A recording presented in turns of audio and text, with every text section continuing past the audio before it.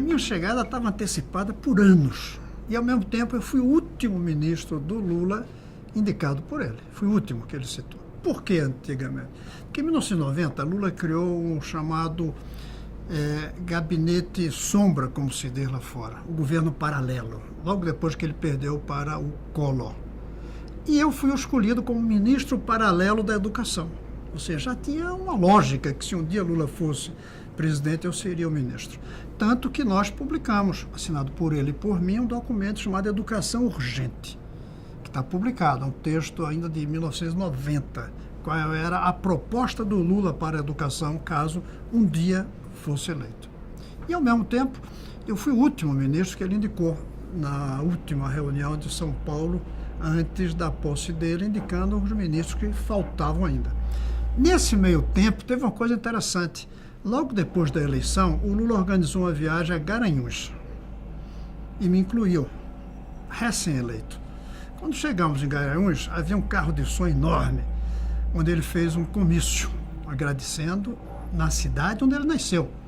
E eu não quis ficar no carro de som, eu desci, fui lá para o meio do povo. Eu estava ali no povo, e inclusive não nego emocionado de ver o Lula presidente da República em Garanhuns, que é minha terra também, por Pernambuco, não a cidade, sou de Recife. E lá no meio, teve uma hora que o Lula disse, e ali embaixo está o senador Cristóvão, que foi eleito agora, e que pensa que vai ficar no Senado. Eu não vou deixar, ele vai estar comigo no ministério. Não disse de quê. Então as coisas conspiravam nesse sentido. Agora, houve um problema. Eu creio que as corporações não estavam muito satisfeitas com o meu nome. Além disso, eu creio que mesmo o PT não me via como um dos petistas orgânicos. Esse é um ponto. O outro é que eu tinha dito ao Lula, em dezembro, antes da eleição, que ele deveria dividir o ministério em dois. Eu sempre defendi que devia haver um ministério só para a educação de base e um para o ensino superior, ou juntar ensino superior com ciência e tecnologia, se é por causa de termos muitos ministérios. E ele chegou a aceitar essa ideia, sem falar em meu nome, mas ele falava que fazia sentido. Entretanto, as pressões foram muito grandes, sobretudo das universidades federais, contra essa divisão. Eles temiam perder dinheiro. Eu continuo insistindo que o Ministério da Educação, cuidar do ensino superior, das escolas técnicas e da educação de base, termina cuidando basicamente do ensino superior. E essa minha proposta eu cheguei a levar para o Lula. Ele chegou a se sensibilizar, mas o Lula é sobretudo um político. E ele viu que isso era um problema que ele ia criar. Na verdade, dois. O problema com os que estavam querendo montar o governo, que não iam gostar disso, e também o que eu senti que ele foi percebendo cada vez mais ao longo dos 12 meses que eu estive de ministro, é que muita ênfase na educação de base ia trazer para o colo dele um problema que era dos governadores e dos prefeitos. E ele não queria esse problema. Tanto que ao longo de todos os seus 8 anos não foi um bom governo para a educação de base, mas fez muita coisa no ensino superior.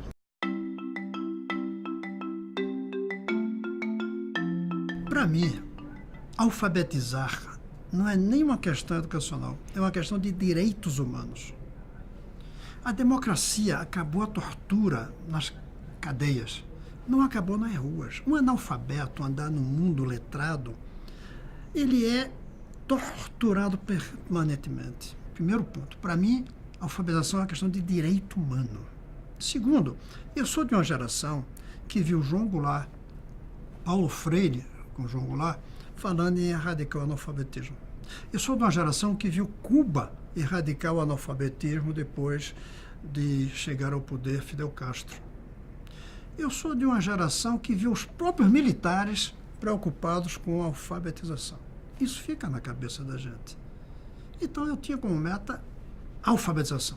Além disso, uma coisa pragmática.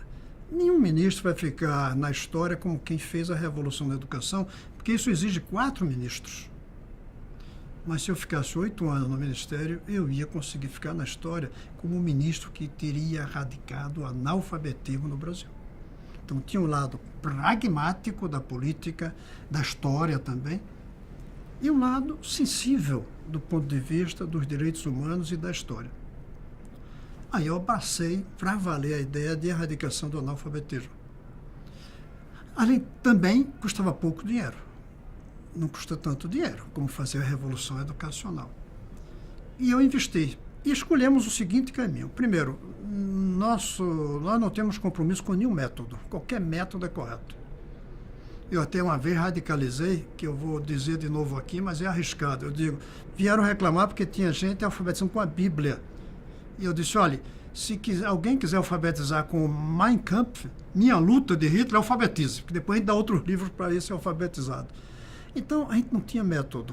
Qualquer método era válido. Construtivismo, o método de Paulo Freire, usar computador, tudo. E segundo, não podia ser na escola, era na sociedade inteira.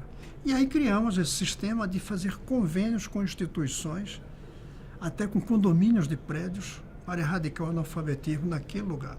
Empresários, igrejas muitas, as igrejas pegaram bem. Eu preciso fazer aqui justiça a uma coisa.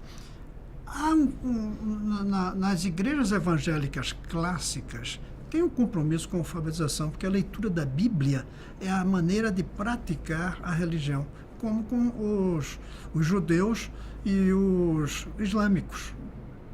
Durante muitas décadas ou séculos, a Igreja Católica não tinha esse compromisso de alfabetização, bastava o padre saber ler, e, em geral, em latim. Mas não esqueçamos que o grande alfabetizador do mundo foi Lutero. Traduziu a Bíblia do latim para o alemão e fez uma campanha de alfabetização. Então, fizemos muitos convênios com igrejas católicas, embora houve um pequeno problema aí com a Igreja Católica, porque eles já tinham um grande movimento, mas que recebiam dinheiro para formar alfabetizadores. E a nossa ideia não era essa. O nosso programa pagava por alfabetizado. Traga o número de alfabetizados e a gente paga o valor. Não me lembro quanto era naquele momento. Aí eu falei, como é que sabe o número de alfabetizados? A gente pedia que cada um escrevesse uma carta, cada alfabetizado. Aí diz, mas tinha gente que falsificava. É possível que tivesse. Botava um alfabetizado para escrever. Mas aí a chance não era tão grande. Outros dizem, mas vocês não iam conseguir ler milhões de cartas. Fazia uma amostragem, recebia todas, jogava para o alto, escolhia algumas e lia. Então começamos esse programa de alfabetizar. E estava indo bem. Tinha problemas gerenciais aqui e ali, tinha.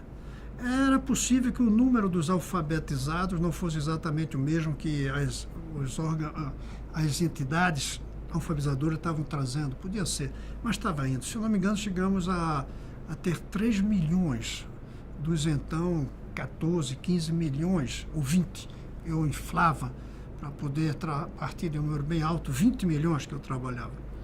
Mas nunca foi, o governo nunca adotou isso. O que desandou, em primeiro lugar, foi o conceito ideológico. O ministro que me substituiu, ele passou a aceitar a visão dos alfabetizadores de que o fundamental era o método a ser usado. Primeiro ponto. Segundo, uma visão que existe, inclusive nas esquerdas e nos pedagogos, de que não se deve nem falar em erradicação do analfabetismo. Até porque eles dizem que isso não existe. Sempre vai haver analfabeto. Sim, vai haver 1%, como tem na Suécia. Mas eu já considero isso erradicação. Na Unesco, de 2% para baixo já é erradicação. Mas não é a preocupação deles. Inclusive, eles falam sempre na educação continuada. E eu defendo a educação continuada para sempre. Depois, o Ministério foi dominado pelos os que sabem de educação, os pedagogos, os especialistas, por exemplo. Passaram a dominar o Ministério. O Ministério passou a ser, portanto, por isso eu defendo a separação entre o Ministério do Ensino Superior e da Educação de Base, passou a ser o lugar onde os universitários se realizam. O Ministério passou a ter mais interesse em formar alfabetizadores do que alfabetizar. Ele não acredita, por exemplo, que você pode treinar, como eu aprendi com Paulo Freire em Recife, um alfabetizador em um mês, 15 dias.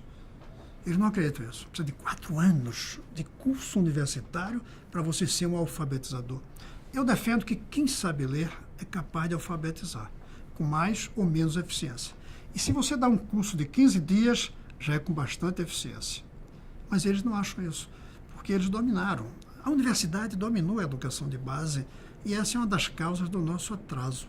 Nós precisamos dar um grito de independência da educação de base em relação ao ensino superior. Até mesmo a formação de professores, eu acho que não deve estar mais tão subordinada à universidade. Porque ao subordinar a formação de um professor à universidade, os pedagogos, você começa a ter a universidade formar mais filósofos da educação do que professores.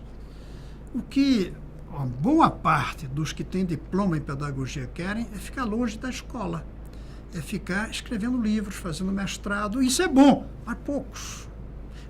Todos os pedagogos brasileiros sonham em ser Paulo Freire, mas só tem um Paulo Freire por século, como só tem um Pelé por século. Você tem que pensar em como é que vai mudar a realidade. E isso é uma visão freiriana, aliás. Eu estou sendo Paulo Freire aqui do ponto de vista da influência dele em cima de mim. Desde Recife, eu menino, jovem. Você tem que transformar o mundo pela educação. E não crescer na sua carreira usando as teorias da educação. A gente precisa separar Ministério da Educação de Base e Ministério do Ensino Superior.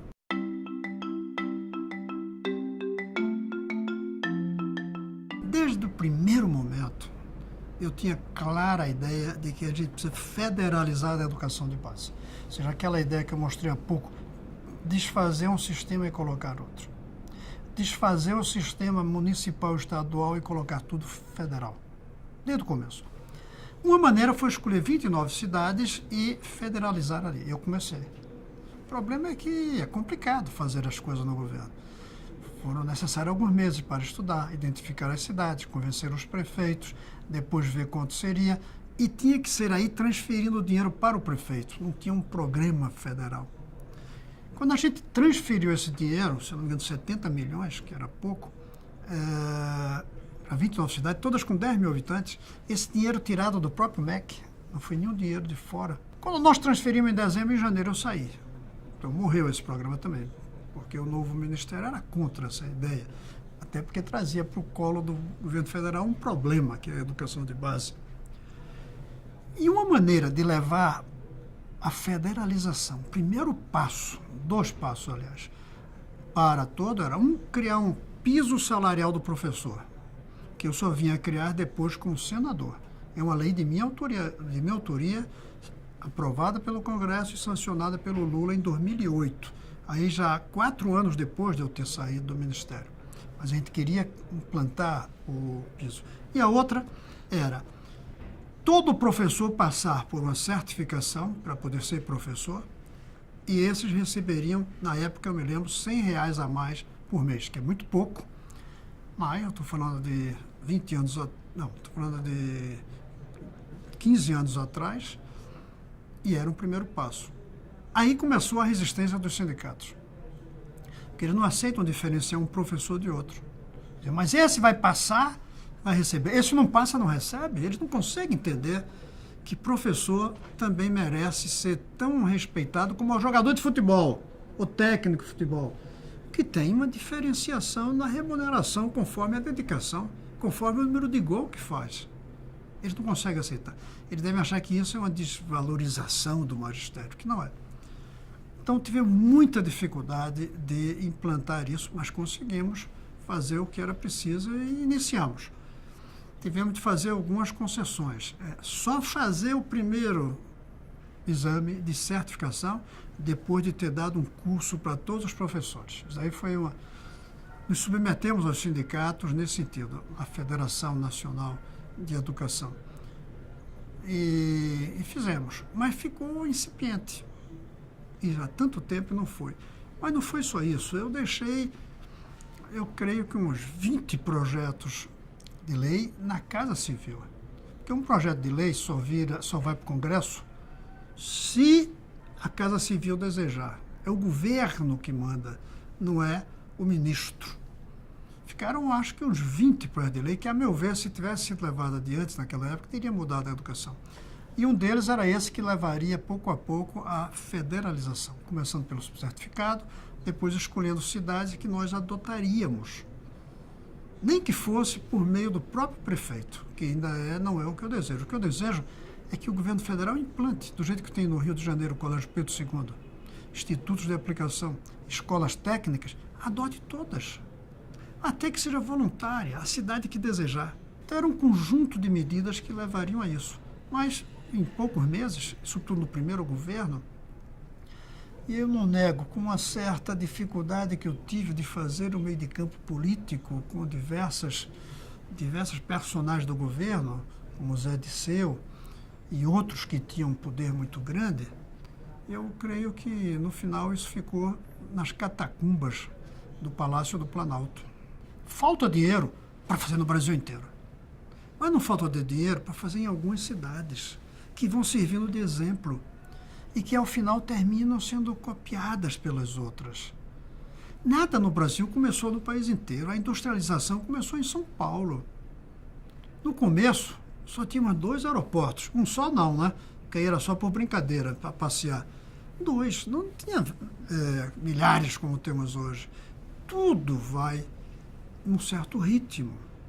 Não tem como fazer esse novo sistema educacional em menos de que algumas décadas. Não é por falta de dinheiro só não, é por falta de professores.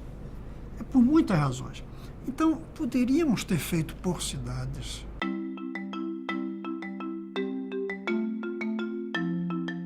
O piso fui eu que fiz o projeto de lei, fui eu que briguei para aprovar, mas não teria acontecido se o Fernando Haddad não tivesse dado a bênção. Foi o ministro que um dia disse ao Partido dos Trabalhadores no Congresso, a mim e a todos, sim, o governo está de acordo. O governo aceita isso. Aí deu a legitimidade. E o Lula tem sancionado. Então, é muito limitado o poder do parlamentar para fazer qualquer coisa que implique em gastos.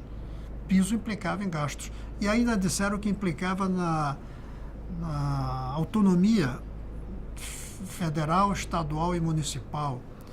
Tudo isso só foi possível porque o Fernando Haddad deu cobertura naquele momento.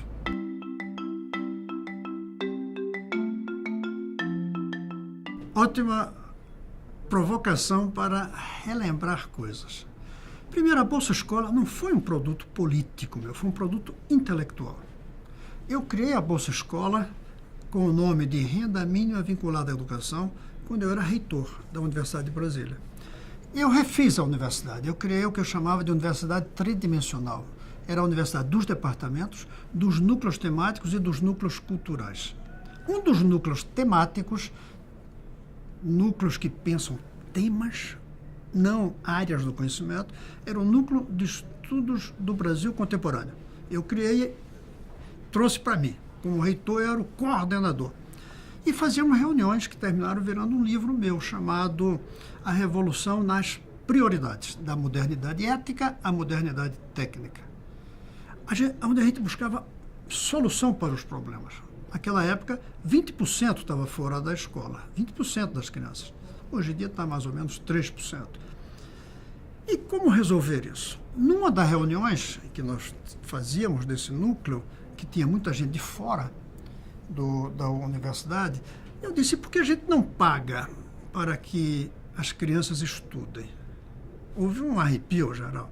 E eu lembro que eu disse, você aí que está contra um professor, você fez uma bolsa para um doutorado na França. Você já tinha se formado e ainda ganhou para estudar mais.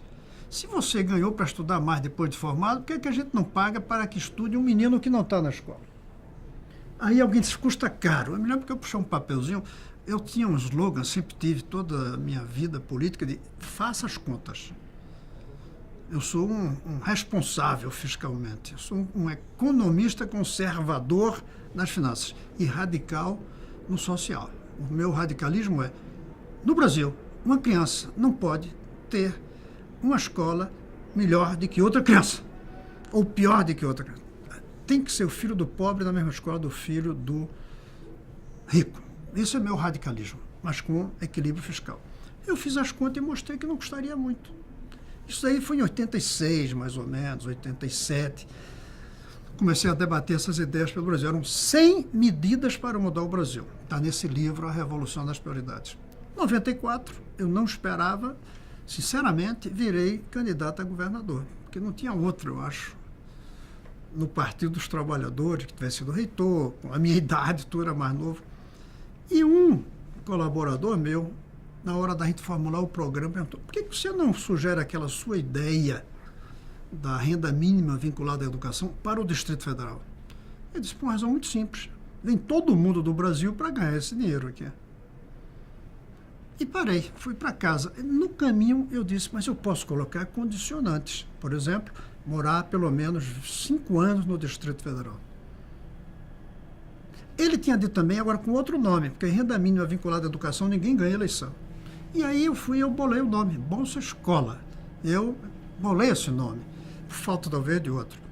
Antes da posse, eu levei a ideia para o Fernando Henrique. Ele eleito e eu eleito. Ele tinha casa de transição lá, no bairro de Brasília, no Lago Sul, e eu levei a ideia. Fiz carta para ele, fiz carta para a dona Ruth, fiz carta para o Paulo Renato, que era meu amigo, mas eles não se sensibilizaram. Depois de 4 anos, no segundo mandato, aí o Fernando Henrique pegou a ideia e fez uma generosidade muito rara na política, muito rara. Ele manteve o mesmo nome que eu tinha criado. Isso é raro, todo mundo muda o nome. Manteve o nome, manteve no Ministério da Educação e manteve a vinculação à educação. Então, o Bolsa Escola do Fernando Henrique é exatamente o que eu fiz para o Distrito Federal, com uma diferença que é a complexidade nacional em relação ao pequenininho Distrito Federal. E ele fez. Quando o Lula venceu, eu comecei a dizer para ele que ele precisava aumentar o valor, que eu achava pequeno, e aumentar o número de beneficiados, e aumentar o rigor na frequência. Mas o Lula não tinha a menor sensibilidade para a Bolsa Escola. Ele queria o chamado Fome Zero. Eu tenho a impressão que ele só se convenceu da ideia da Bolsa Família porque era um bom instrumento de marketing. Não é porque era educacional. E era também, Lula tem sensibilidade, para o povo. Então, o que o Lula fez não foi educação. O que ele quis foi voto e matar a fome. Ou seja, ajudar os pobres. E isso ninguém pode dizer que o Lula não tem esse sentimento, ele tem em relação aos pobres, e ganhar voto, que todo mundo sabe que ele gosta. Mas não foi por causa da educação. E aí mudou o nome. E eu lembro o dia em que o nome foi mudado, porque quem fez isso foi o marqueteiro dele, o Duda Mendonça, que reuniu um grupo de pessoas da alta cúpula do governo, inclusive a mim, claro, que era o ministro. Aliás, ele olhava muito para mim, porque ele viu que eu era o pai daquela criança, Bolsa Escola, e ele botou umas cartolinas em que ele mudava o nome. Bolsa ou renda? Renda ou bolsa? Qual é melhor? Depois, família ou escola? Ou educação? Qual é melhor? Aí foi trocando, e no fim ele disse que tinham decidido botar Bolsa Família. E aí perguntou, eu disse: bem, pelo menos tem a palavra bolsa. Mas só depois eu vi o erro que foi a mudar esse nome. Naquela hora eu não falei isso. Porque ao tirar o nome escola e colocar família, nós cometemos um erro muito grave. Uma mãe que recebe uma renda chamada Bolsa Escola, ela pensa: eu recebo esse dinheiro porque minha família vai, meu filho vai à escola. Mas se ela recebe Bolsa Família, ela pensa: eu recebo esse dinheiro porque minha família é pobre. Mudou, descaracterizou. O neurolinguista explica isso. Mudou completamente o sentimento de quem recebe. Esse foi o primeiro grave erro da Bolsa Família.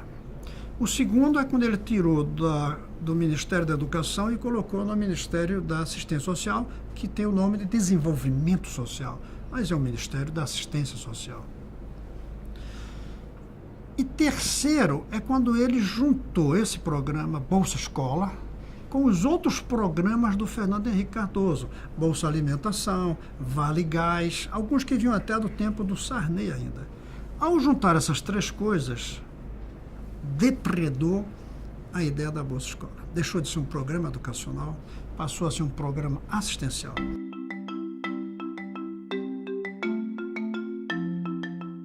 Isso foi em dezembro de 2003. Eu senti perfeitamente que ali estava concluído o meu tempo. porque eu ia ser um incômodo num governo que ia tirar uma ideia que eu criei quando governador, que eu estava coordenando como ministro, criada por Fernando Henrique nacionalmente. De repente ia mudar o nome, ia mudar o conceito, ia mudar o ministério. Eu ia ser um estorvo para o Lula a partir de quando a Bolsa Família fosse implantada. E aí, poucos dias depois, ele pediu o meu cargo, né? Me demitiu. Claro, ali ele também tinha uma outra razão. Ele trouxe o PMDB para dentro do governo. Foi aí. Para trazer o PMDB para dentro do governo, ele precisava de ministérios. E uma das coisas que ele queria ceder, sem ceder muito, era o cargo do Tarso Genro, que coordenava ali, se eu não me engano, aquele grande clube de debates que eles têm, né? aquele grande encontro que eles têm. Então, ele precisou aquele lugar para dar para alguém. Aí precisava de um ministério para o Tarso Genro, que não tinha nenhum cargo. Eu era senador, tinha sido eleito junto com ele, com Lula, no mesmo ano. E eu estava incomodando muito. E eu ia ser um estorvo, provavelmente, por causa dessas transformações. E porque eu não ia ser um bom ministro para as universidades. As universidades não precisam de ministro cuidando delas. Precisa de independência, de autonomia e do dinheiro. Agora, a educação de base precisa de um grande estadista que fique ali. Tivesse sido muito melhor do que eu. Tinha que ser um cara muito melhor. E precisava de um ministério só para isso. Eu acho que ele, refletindo sobre isso, telefonou e me demitiu.